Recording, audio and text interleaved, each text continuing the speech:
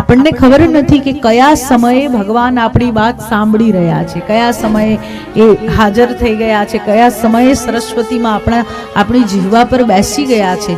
એટલે ક્યારેય ના કોઈના વિશે ના પોતાના વિશે એવું નહીં બોલવું કે એ જો સાચું પડી જાય તો આપણને એમ થાય કે મારે આ નહોતું બોલવું જોઈતું. અને આ બધી માયાજાળ એ શબ્દની જ છે.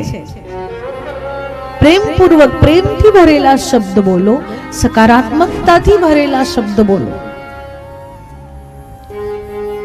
આપણા બોલવા પરથી નક્કી થાય છે કે આપણા સંસ્કાર કેવા છે. આપણી વાણી પરથી નક્કી થાય છે કે આપણે કેટલા જ્ઞાની છીએ. આપણા શબ્દો પરથી નક્કી થાય છે કે આપણને કોનું કેટલું સન્માન કરતા આવડે છે, મર્યાદા આપણને કેટલી નિભાવતા આવડે છે, વિવેક આપણી જીહવા પર કેટલો બેઠેલો છે, સદવિચાર આપણા દિમાગમાં કેટલા છે. કારણ કે માનસમાં જેવા વિચાર હશે જીહવાથી એવા જ શબ્દ નીકળશે.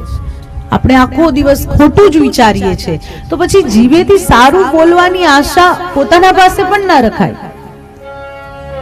સારું વિચારીશું તો સારું બોલાશે. સારા વિચાર ક્યાંથી આવશે? એ ભગવતીની કૃપા વગર સંભવ જ નથી.